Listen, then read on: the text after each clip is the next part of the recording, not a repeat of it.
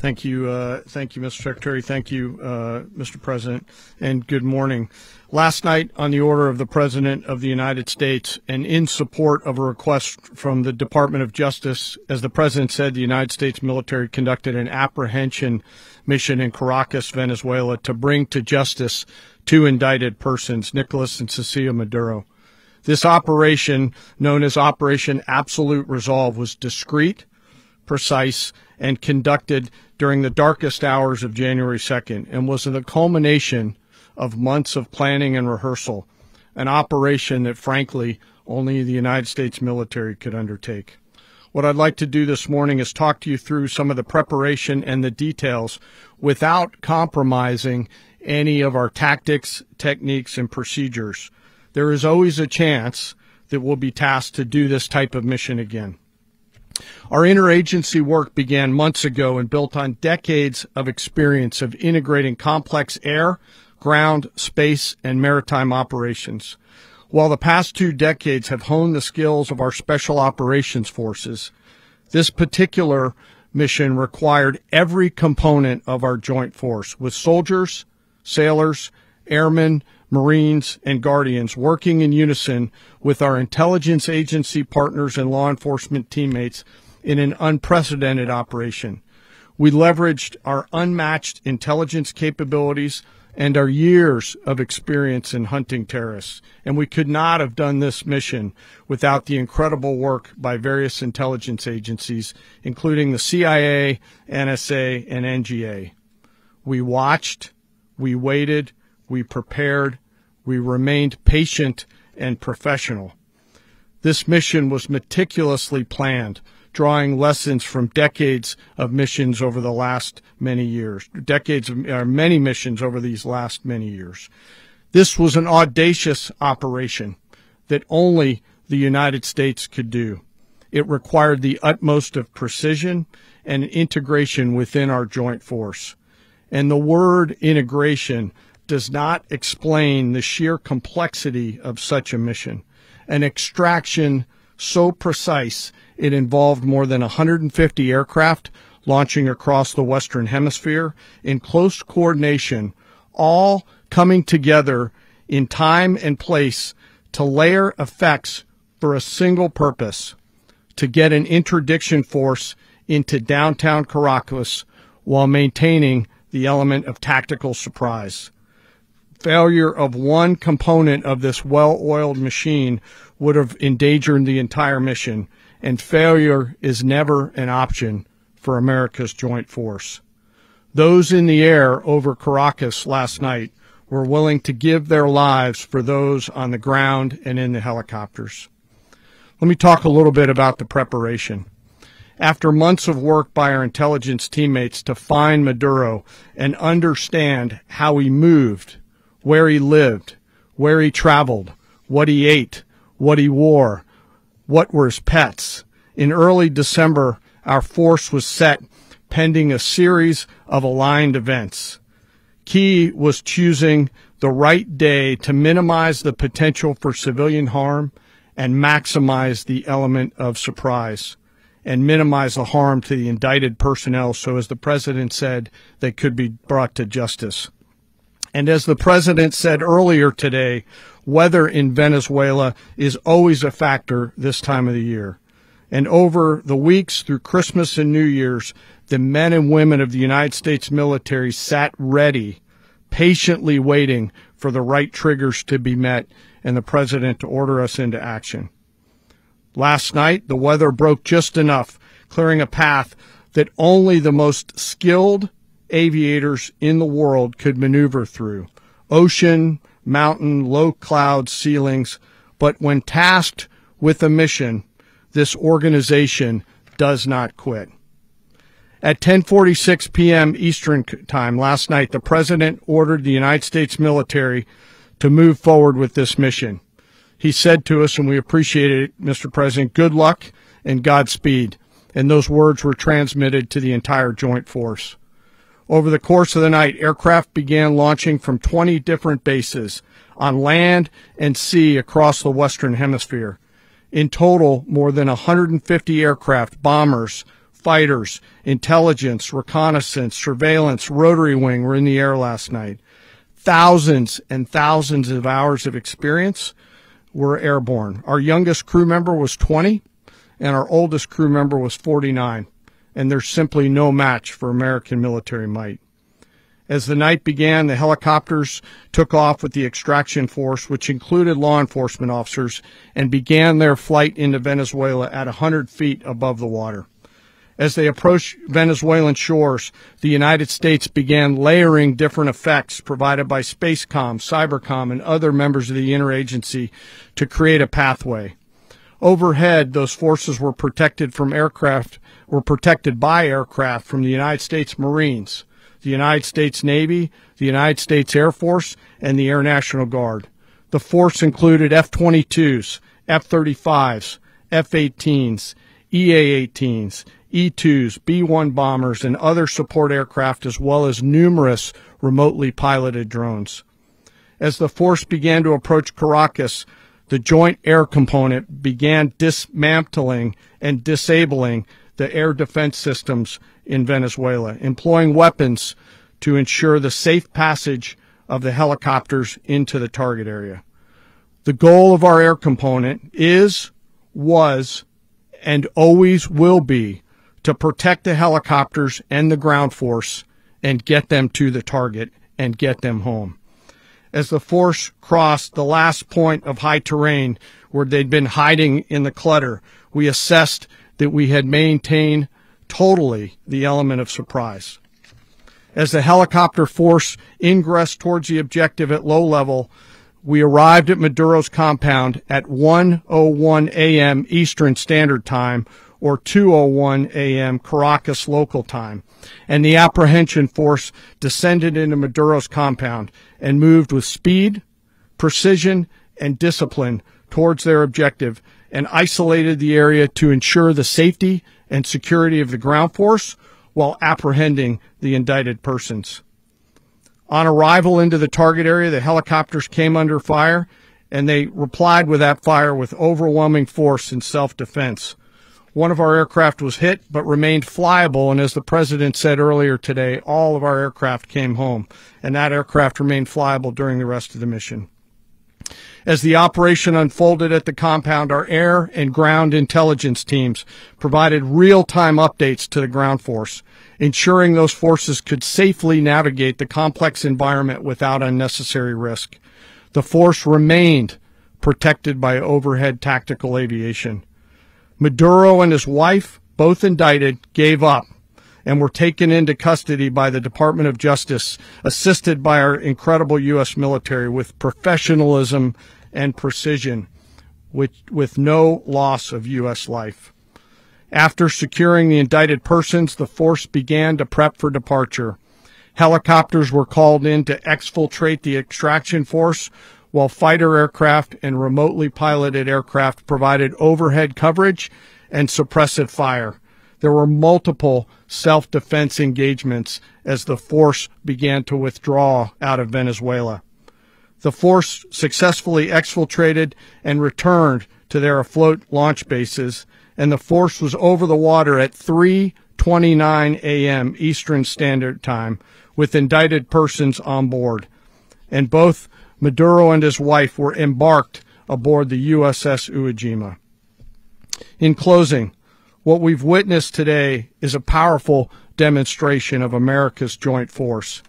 We think, we develop, we train, we rehearse, we debrief, we rehearse again and again, not to get it right, but to ensure that we cannot get it wrong.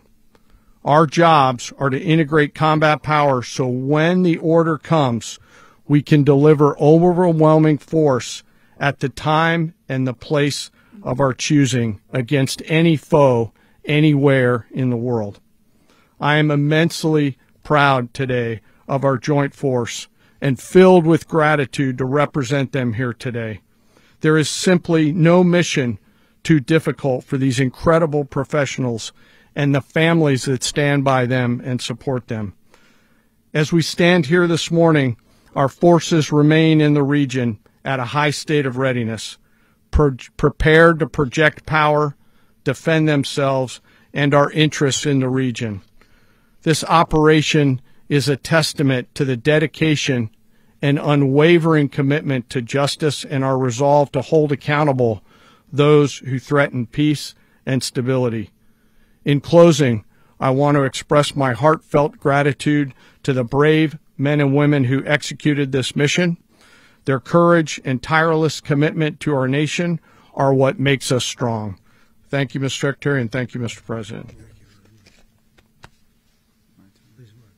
Well, I don't have much to add to what you've heard now, other than the following points. Nicolas Maduro was indicted in 2020 in the United States.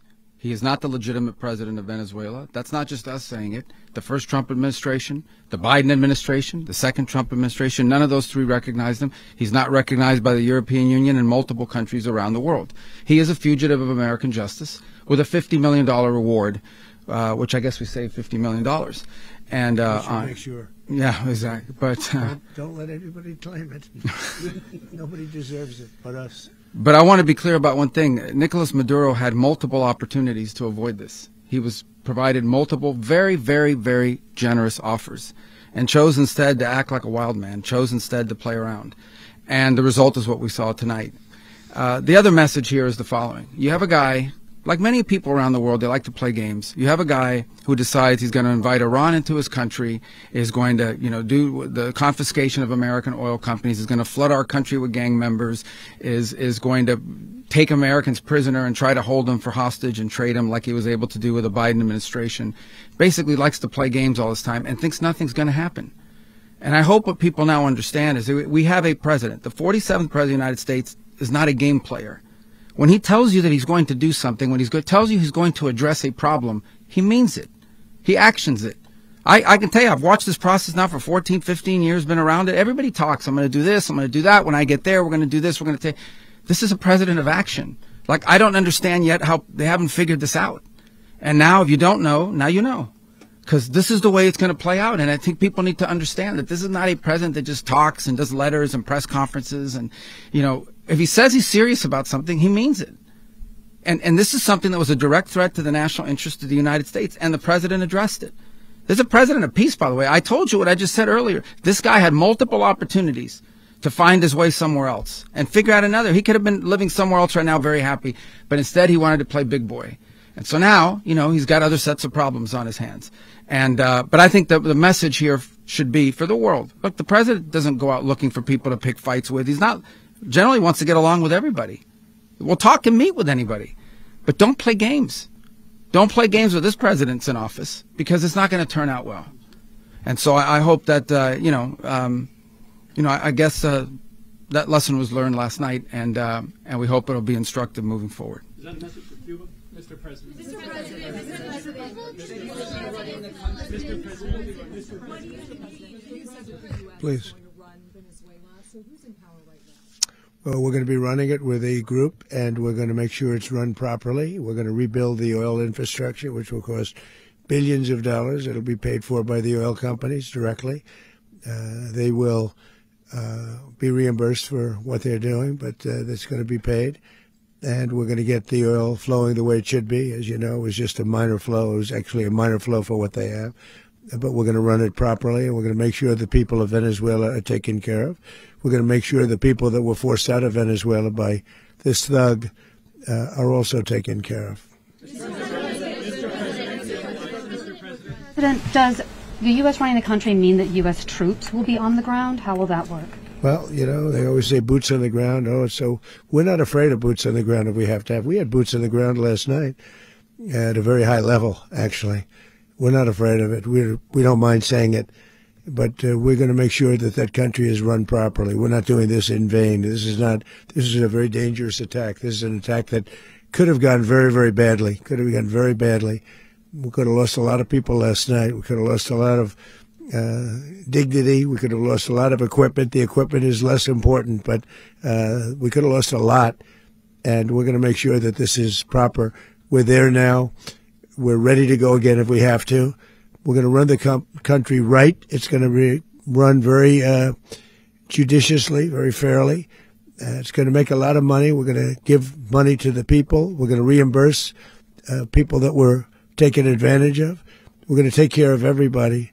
It's very important. We couldn't let them get away with it. You know, they stole our oil. We built that whole industry there, and they just took it over like we were nothing. And we had a president that decided not to do anything about it. So we did something about it. We're late, but we did something about it. Yeah, please.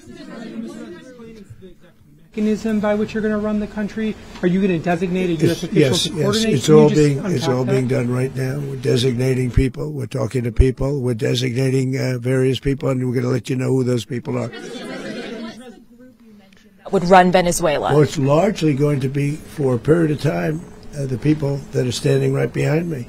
We're going to be running it. We're going to be bringing it back. It's a dead, I talk about a dead country. A year and a half ago, we were a dead country. Now we're the hottest country anywhere in the world. We're a country doing better than any country anywhere in the world. And it required leadership. Venezuela has a lot of bad people in there, a lot of bad people that shouldn't be leading. We're not going to take a chance that one of those people take over for Maduro. So you can look at, and others, we have fantastic people, including people in the military. So we're going to have a group of people running it until such time as it can be put back on track, make a lot of money for the people, and give people a great way of life, and also reimbursement for people in our country that were forced out of Venezuela. Rubio would be... You said earlier today that you weren't going to back Machado to come back and be the opposition leader in your Fox and Friends interview. And then you also mentioned the vice president of Venezuela. Are you going to work with the vice president of Venezuela, or how do you foresee the relationship going? I understand she was just sworn in, but she was, as you know, picked by Maduro. So Marco's working on that directly. He just had a conversation with her, and she's essentially willing to do what we think is necessary to make Venezuela great again. Very simple.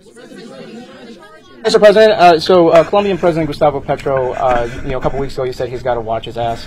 And today he said he's not concerned about anything happening to him in the aftermath of this operation. So just what your message is about that. He has cocaine mills. He has factories where he makes cocaine. And, yeah, I think I stick by my first statement. He's making cocaine. They're sending it into the United States. So he does have to watch his ass. Mr. President, did you notify any members of Congress in advance? Marco, do you want to talk about that? Because you were involved in it. Sure. We call members of Congress immediately after. This was not the kind of mission that you can do congressional notification on. It was a trigger-based mission in which conditions had to be met night after night. We watched and monitored that for a number of days. So it's just simply not the kind of mission you can call people and say, hey, we may do this at some point in the next 15 days. But it's largely a law enforcement function. Remember, at the end of the day, at its core, this was an arrest of 2 indicted fugitives of American justice, and the Department of War supported the Department of Justice in that job. Now, there are broader policy implications here, but it's just not the kind of mission that you can pre-notify because it endangers the mission. Plus, if I could add one thing to that, Congress has a tendency to leak. This would not be good. If they leaked, General, I think it would have been maybe a very different result. But I have to say, they knew we were coming at some point, We had a lot of ships out there. They sort of knew we were coming.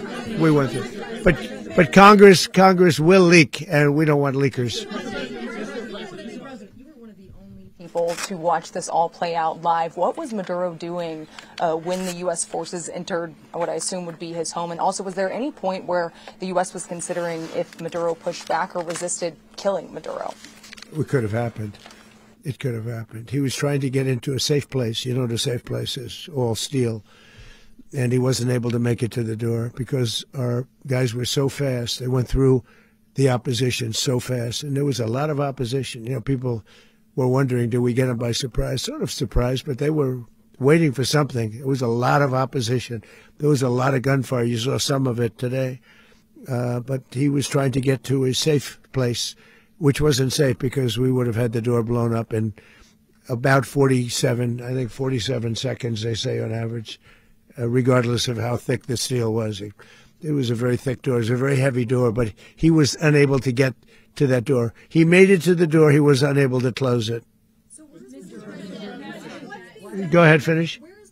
to be in the time being right now? Do you know his exact Well, whereabouts? eventually, ultimately, in the near future, he's going to be brought to New York. And where is he going to be held? Where is he going to be held in New York? Do you know? That's going to be up to the officials that do these things. Mr. President, the U.S. has something of a mixed track record of ousting dictators without necessarily a plan for what comes afterwards. Not with Did me. that weigh on your decision? Well, that's when we had different presidents, but with me, that's not true. With me, we've had a perfect track record of winning.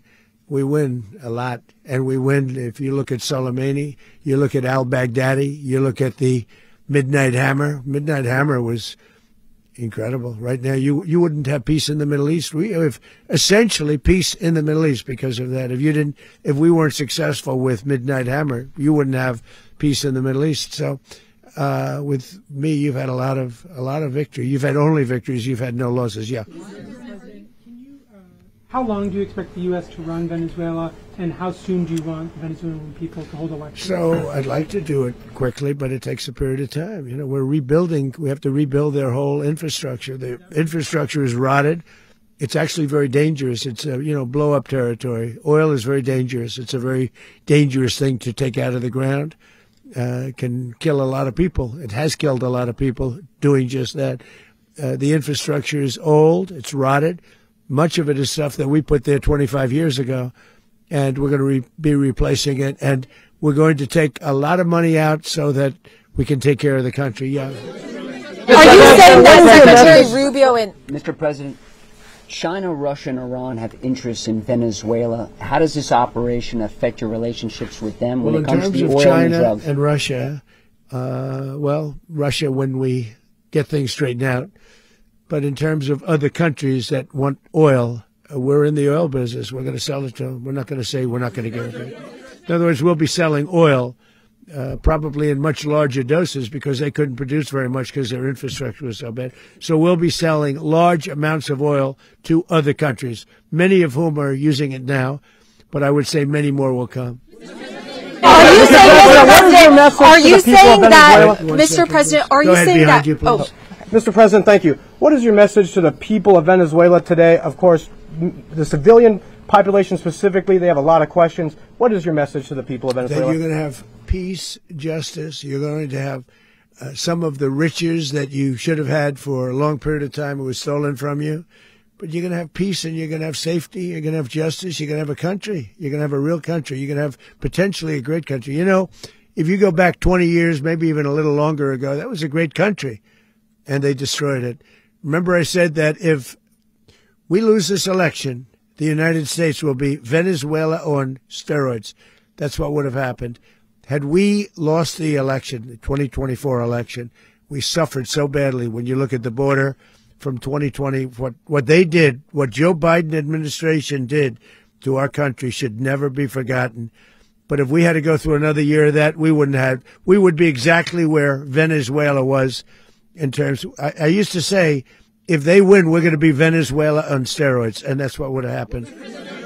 President, thank you. Are you saying that Secretary Hegseth and Rubio are going to be running Venezuela, and will you be sending in U.S. military troops to provide? They're going to be a team that's working with the people of Venezuela to make sure that we have Venezuela right. Because for us to just leave, who's going to take over? I mean, there is nobody to take over. You have a vice president who's been appointed by Maduro. And right now she's the vice president, and she's, I guess, the president. She was sworn in as president just a little while ago. She had a long conversation with Marco, and she said, we'll do whatever you need. I think she was quite gracious, but she really doesn't have a choice. We're going to have this done right. We're not going to just do this with Maduro, then leave like everybody else, leave and say, let it go to hell. If we just left, it has zero chance of ever coming back. We'll run it properly. We'll run it professionally. We'll have the greatest oil companies in the world go in and invest billions and billions of dollars and take out money, use that money in Venezuela. And the biggest beneficiary are going to be the people of Venezuela. And also, I can't stress this strongly enough, the people that got thrown out of Venezuela that are now in the United States. And frankly, some want to stay and some probably want to go back. Yeah. In the country, and were any of the detained Americans? Well, right now they're very protected because nobody's going to mess with us. They're very protected. The people of, and we let them know that you better not touch one of them. Are you concerned that bad elements of the Maduro regime will remain in place? Well, we know who they are. We're on them. And they're acting much differently now than they would have acted 2 days ago. Okay, wait. Behind you, please. Mr. President, why is running a country in South America America first? Well, I think it is because we want to surround ourselves with good neighbors. We want to surround ourselves with stability. We want to surround ourselves with energy. We have tremendous energy in that country. It's very important that we protect it. We need that for ourselves. We need that for the world. And we want to make sure we can protect it. Yes, sir. Please, go ahead. Yeah, is there a message here for Cuba and Diaz-Canel? Well, Cuba is an interesting case. Cuba is, not doing very well right now. That system has not been a very good one for Cuba. The people there have suffered for many, many years. And I think Cuba is going to be something we'll end up talking about because Cuba is a failing nation right now, very badly failing nation. And we want to help the people. It's very similar in the sense that we want to help the people in Cuba, but we want to also help the people that were forced out of Cuba and living in this country. Do you want to say something about that, Marco, please? Well, I mean, I just gave you a statement a few minutes ago about, when the president speaks, you should take him seriously. So suffice it to say, Cuba is a disaster. It's run by incompetent, senile men, and in some cases, not senile, but incompetent nonetheless. It has no economy. It's in total collapse. And by the way, they were, all of the guards that helped protect Maduro, this is well known, their whole spy agency, all that were full of Cubans. I mean, it's amazing. This poor island took over Venezuela in some cases. One of the biggest problems the Venezuelans have is they have to declare independence from Cuba that tried to basically colonize it from a security standpoint. So, yeah, look, if I lived in Havana and I was in the government, I'd be concerned, at least a little bit. Cutting off the oil flow to Cuba from Venezuela? Well, the president already announced a week ago that anything that's sanctioned, it's sanctioned oil, it's not going to be allowed to get there. So that's a pre-existing. The answer is yes. Yes.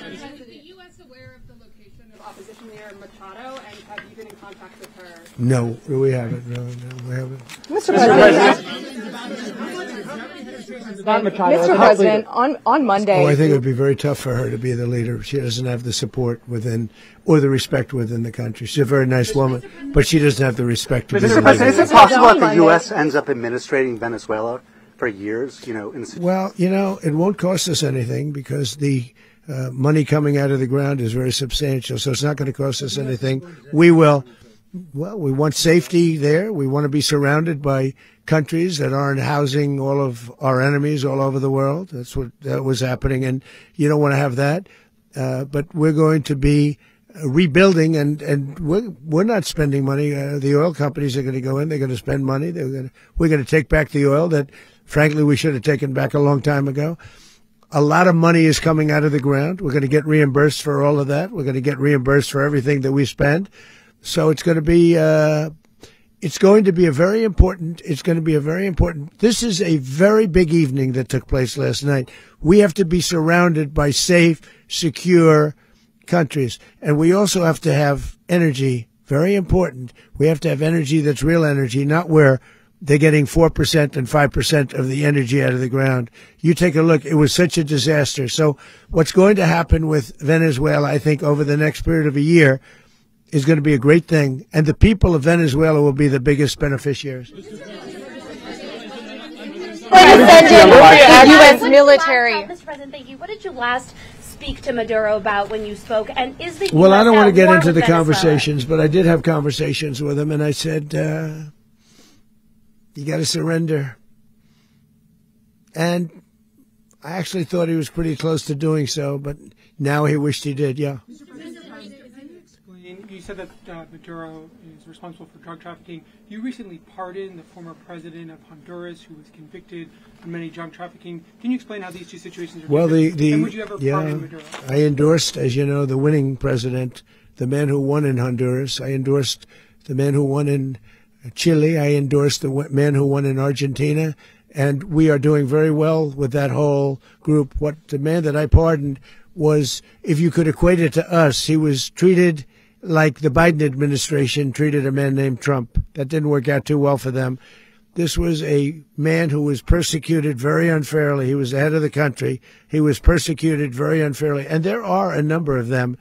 and we felt that it was a very unfair situation that happened to him. He's also a party member of the man who won, so obviously the people liked what I did. And one of the reasons that was done is because of the fact that the party in power felt very strongly that that man was treated very badly.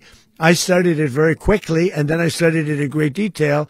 I went to a lot of the people standing behind me, and they felt that that man was persecuted and treated very badly. That's why I gave him a pardon. You referenced boots on the ground earlier. Can you just sort of button this up? Do you envision the U.S. military having a presence in Venezuela as the U.S. runs that country? No, we're going to have a presence in Venezuela as it pertains to oil, because we have to have, we're sending our expertise in. So you may need something, not very much. But no, we're going to be taking out a tremendous amount of wealth out of the ground. And that wealth is going to the people of Venezuela and people from outside of Venezuela that used to be in Venezuela. And it goes also to the United States of America in the form of reimbursement for the damages caused us by that country. So I want to thank you all very much. Thank you. Do you have one? Yes, please. You were so nice before. I'm going to give you the final question. Go ahead. Thank you, Mr. Unless President. it's a bad question, in It's which about case Putin. I'll go one word. It's about who? It's about Putin, if you want. About Putin. Well, okay. That's always nice You had to a talk phone, about Putin. You had a phone call with him on Yeah. Monday. Did he talk at all about Maduro? Did y'all talk about this? No, we didn't. And We then, never spoke about Maduro. Are you mad at him right now? I mean, there's this I'm not intelligence. thrilled with Putin. I'm not thrilled with Putin. He's killing too many people. I thought that would be so. I settled 8 1/4 war. You know what the 1/4 was? Thailand and Cambodia. I did it again. They broke out, and I did it in about 5 hours, and I settled it. I'm giving myself 1/4, so I'm up to now 8 1/4. In other words, I settled the war, but then they broke out. They had a pretty bad breakout over the last 4 days. I got them to go back to peace, so I only give 1/4. I thought the easiest one would be, one of the easier ones would be Russia, Ukraine. It's not, and they both have done some pretty bad things. And look, that's Biden's war. That's not my war. But I want to stop the lives. Did you see where last month, 30,000, it was 27,000 the month before. 30,000, mostly soldiers, were killed this last month. 30,000. I want to stop that. You know, I got NATO to pay 5% instead of the 2% that they weren't paying. They weren't paying 2, now they pay 5. And we send them a lot of munitions. We send them a lot of things, missiles and various other things, a lot. And they pay. The United States is not losing money. We're probably making money on that. It's the last thing I care about. I just want to stop all those people. We're losing 25,000, 30,000 human beings that come from 2 places that are very far away.